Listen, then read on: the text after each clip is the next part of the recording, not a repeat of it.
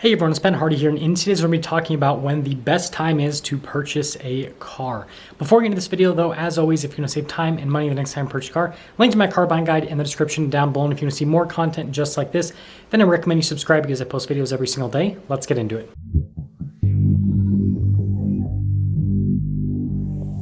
Now, first off, we need to make a distinction between two different sets of buyers, and that is buyers that are going to use credit to purchase a car and buyers that are going to use cash to purchase a car. So the first portion of the video is going to be dedicated towards those credit buyers and when the best times are for them to purchase. And then the second portion of the video is going to be dedicated to cash buyers and when the best time is for that group of people to purchase. When it comes to being a credit buyer, the most optimal time to purchase a car is when your credit is as good as it can possibly be, because it doesn't matter what deals are happening in the market. If your credit's crap, then the deal's ultimately going to be crap because you're going to pay so much more in interest. And so the first thing you need to focus on is just fixing your credit. And once your credit is in, the top tiers where you're going to get the best possible interest rates, then that means that you can actually take advantage of the best possible deals. Now, assuming that you already have stellar credit, the next thing that you need to look into is how long you're actually going to keep the vehicle for, whether it be a short period of time or a longer period of time.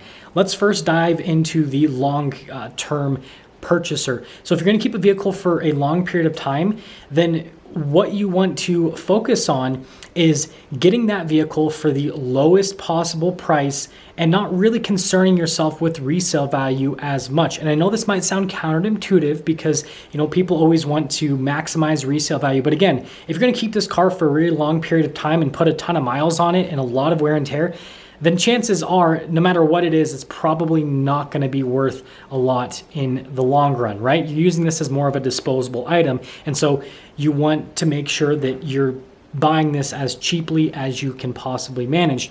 So what this means is that you're going to want to look for those end of the year deals that typically happen between October and December, where dealerships and manufacturers are trying to offload the old age inventory from the previous model year. And these vehicles will typically have higher discounts on them and then rebates from the manufacturers and sometimes even 0% financing, which again, unless you have perfect credit, is usually something you cannot take advantage of. And pro tip here is sometimes these vehicles end up still being on dealer lots into the next model year, and you can get an even better deal. And again, like I said, this is assuming you're going to keep the vehicle for a long period of time. And so, yeah, these vehicles won't have as good of resale value because they're an older model year, but you're going to be getting the vehicle for a lot cheaper. So that's the long-term buyer.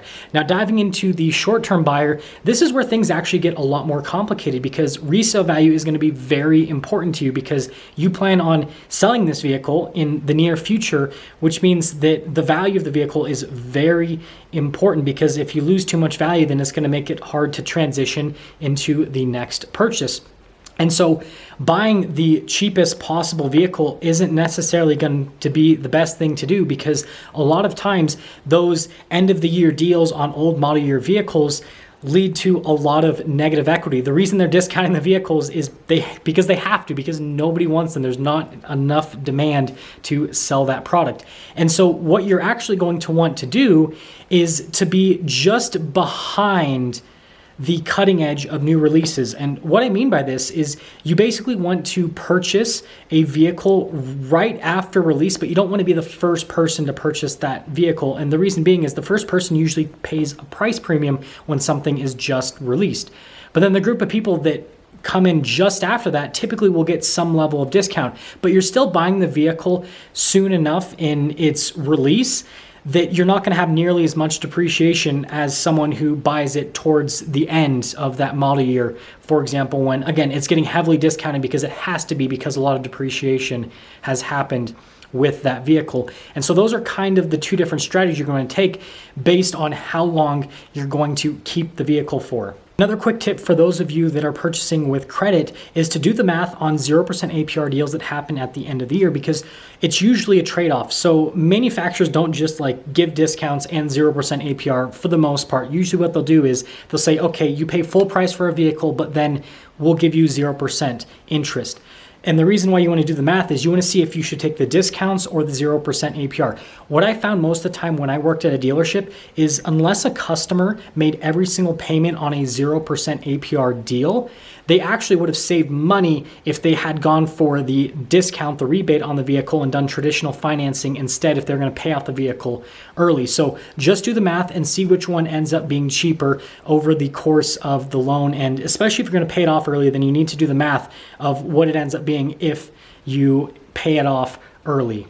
When it comes to cash buyers, the advice that I just gave people that do financing actually applies to cash buyers as well in certain respects. So again, if you're going to keep the vehicle for a really long period of time, you're basically going to run it into the ground. Then you're going to want to get one of those end of the year deals where there's tons of rebates, big discounts, because that ultimately means that you're going to be paying less for more.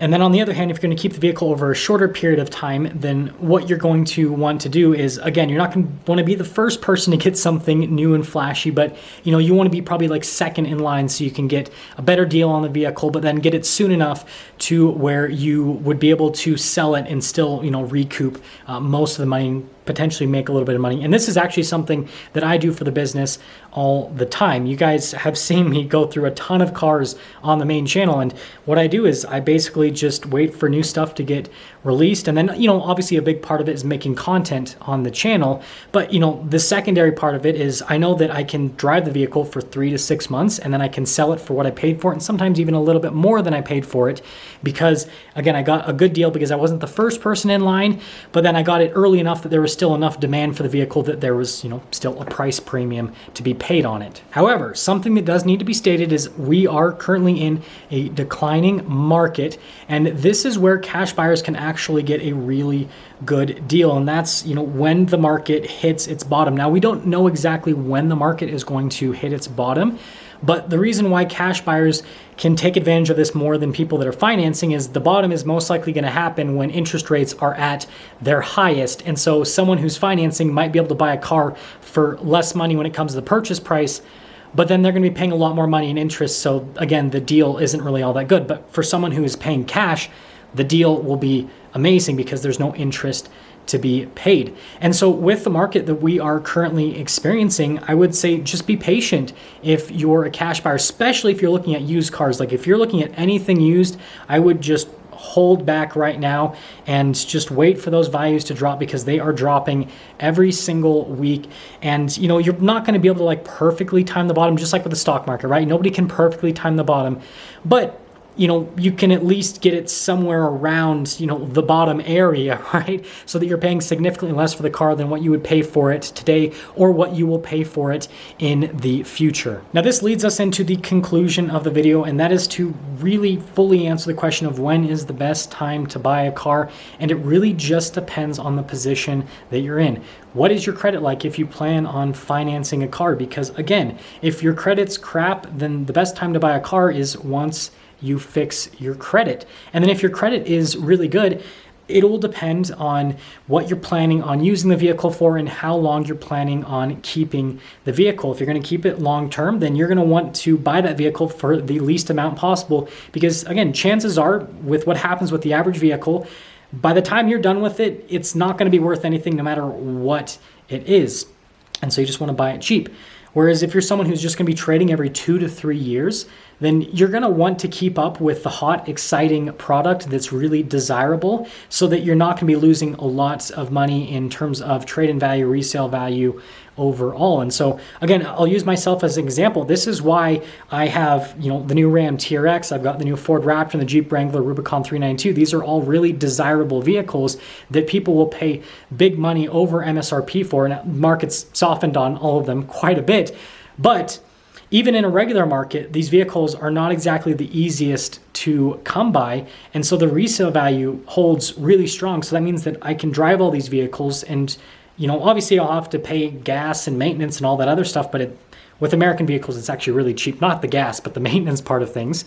And so again, I'm staying on the cutting edge of stuff that people are really hyped about, that people are willing to pay a market premium for. And so you're going to do a short-term thing, then that's going to be the best time to buy, is getting something early. So like whenever cars are kind of like rumors about cars are coming out, and if it's something you're remotely interested in, you need to have your name on a list at a dealership before the car is officially announced, because yeah, if you're that second person in line, like I said, that'll be the best deal you can get, because you won't be paying the big premium the first person pays, and you'll actually get a good deal on it, and then resale value will be good. And then again, for cash buyers, it's really just a waiting game. You're going to want to be patient. You're going to want to wait until the market settles down, especially the market that we are currently experiencing, because there is a lot more pain to happen in this market. We had used cars inflate by over 40% in a year.